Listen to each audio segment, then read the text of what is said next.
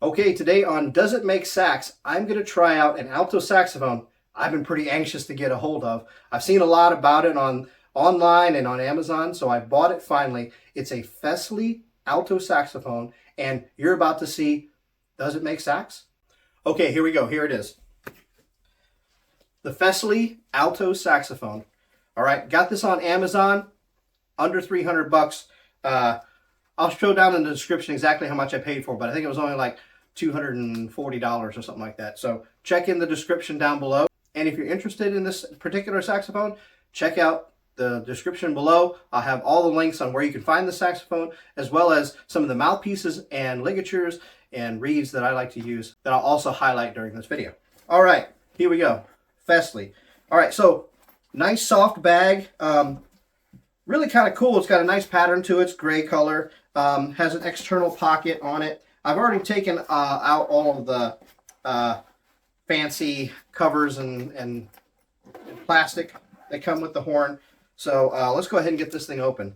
So just like a lot of other horns in this, it's coming with a lot of different straps and so forth.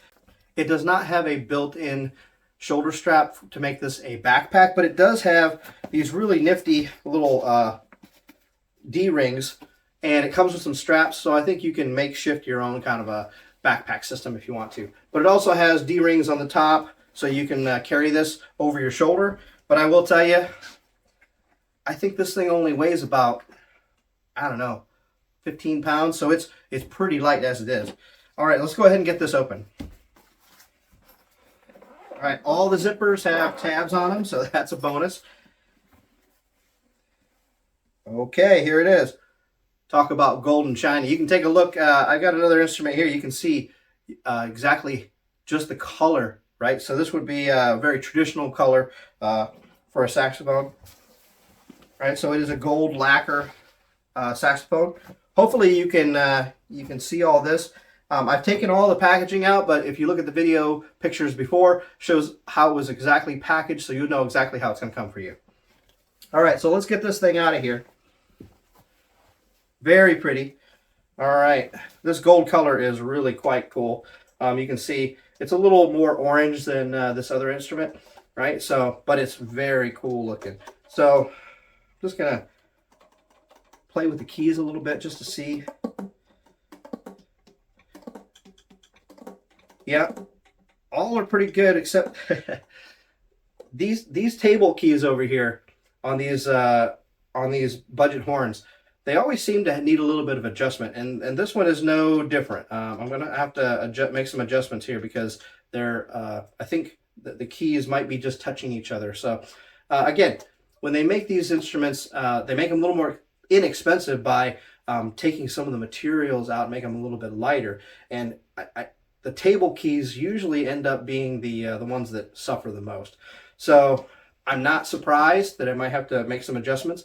And that happens over shipping, right? These cases, if you take a look, the case doesn't have a lot of definition right in here, right? So when you put these instruments in here, the table keys are something that stick out the most there on that side. So when you stick it down into the case and it's jostling around and so forth, those can potentially get bent. So I think that's what's going on here, but we'll get into it for sure.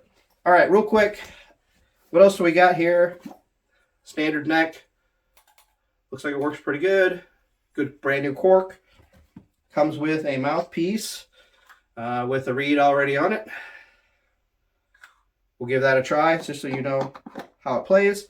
And a lot of cool stuff. So look at this. You get a really nice user's manual in here.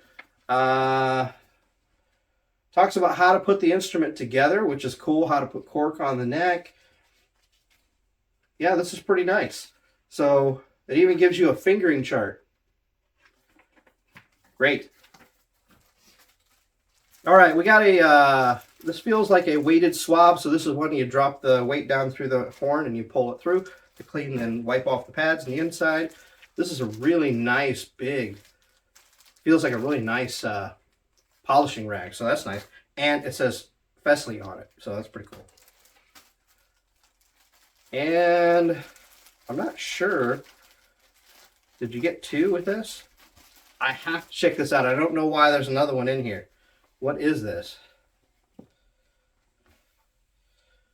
This is also another swab. So it's a bigger swab. It just doesn't have, I take that back. It is weighted. So you drop this weight down through the neck of the horn, and then you pull this through, take the spit out. All right, cool. Now it gives you some other cool stuff here. There's a really nifty looking neck strap. I'm not going to take this out. I'm going to use my neck strap for this demonstration. I mentioned that it has some straps for the outside of the case, so here those are. Okay. I never really used one of these. I think I'm going to do a video where I'm going to demonstrate. Some people are getting these, they don't know what they are. It's actually a mute, all right? It's a mute that you put down into the bell of the horn, which the sound gets concentrated out of this little hole. I'm going to try it. Yeah, it's just a hole. I'm going to try it. Never tried one before. Typically, you see these on like brass horns, like a trumpet or something like that, where you can play it. Cool thing is a muted sound is neat on a brass instrument. I'm not so sure how a muted saxophone is going to sound. Probably cartoonish, but anyway, I think it's more for being able to practice in an environment where you can't be as loud. So I don't know if I'm going to do this video, but I'm going to try one of these out soon. All right, you get some cork grease. Very cool. Good. It came with that. And this came with 1, 2, 3 extra reeds, plus the one that's on the mouthpiece. I'm just going to take a peek real quick. Yes.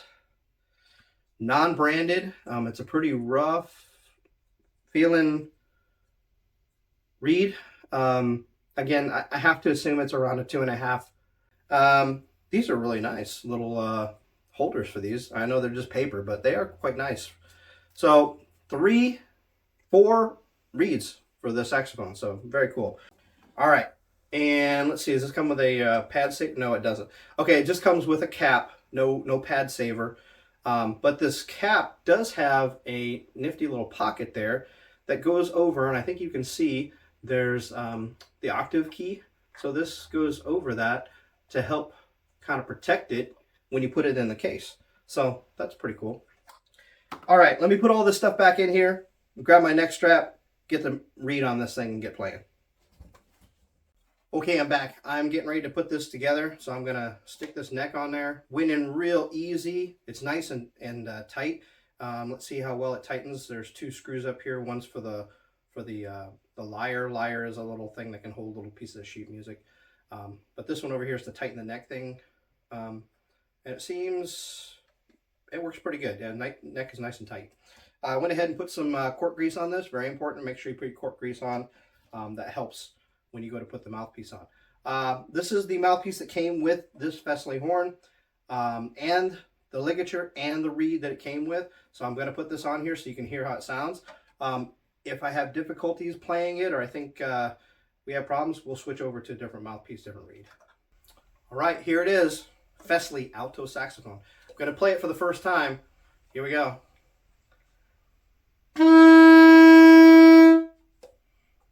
First note, came right out, perfect.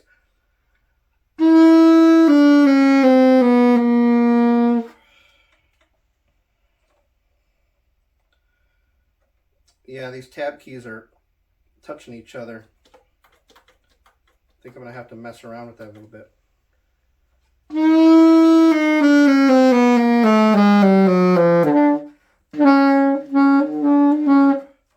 All right, one of the first things to check on these is that the octave key is closing, right? So when you press the octave key, which is the button right here, that on the neck should open up, and it does.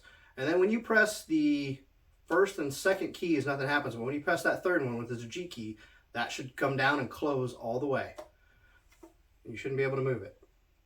And I can't, so that's good. And it should open a secondary that's right in here. It's really small, you can't see it, but I'm looking at it right now. It does open, you might be able to see it. So that's working good. All right, I gotta definitely mess with these table keys over here. I can feel that they're not lined up. They should all feel pretty flat to each other. They have little rollers in between them that helps your finger roll through, but these are wonky, so I think they're a little bit bent.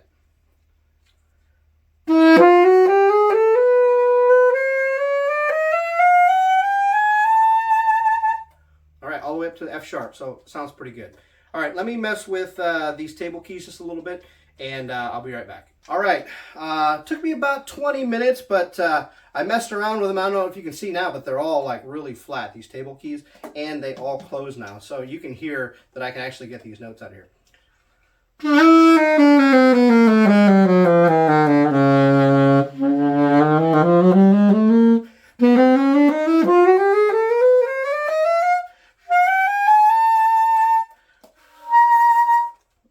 I was able to get an altissimo G with the stock mouthpiece out of this, so pretty impressive.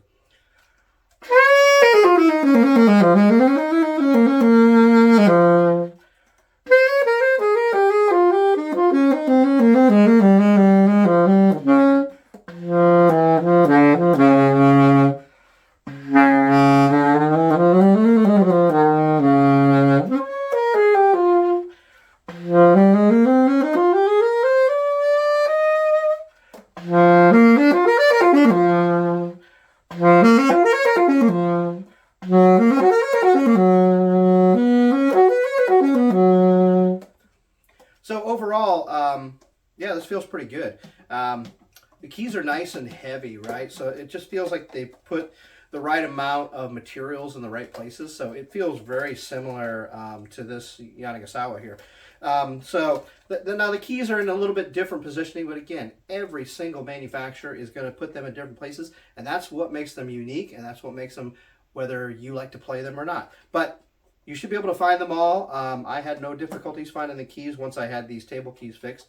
It seems to be able to play all through the register. I'm hearing some intonation, a little bit of intonation up here in the middle register. I'm wondering if that has to do with mouthpiece. I'm going to change out the mouthpiece here and see if that changes anything.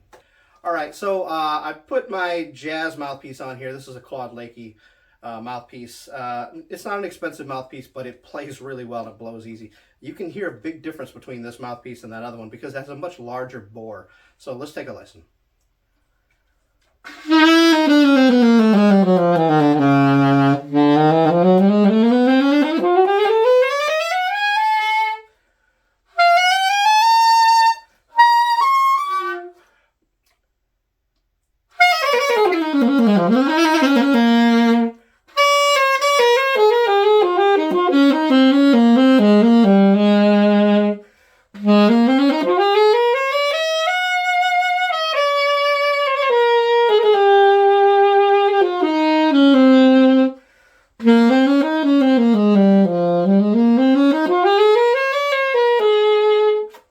So that fixed the intonation. I was seeing here in this middle register, I was talking about from a G to a C.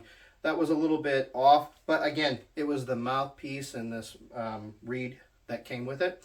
Again, it still plays, not a problem. It's just I could hear and it didn't feel like I was getting the right notes out, but with another mouthpiece on here, it's playing just great. All right, a piece of music on the Fesley with the Claude Lakey mouthpiece, a Hemke 2.5 reed, and a Rovner ligature. Then I'll play the same thing on the Yanni.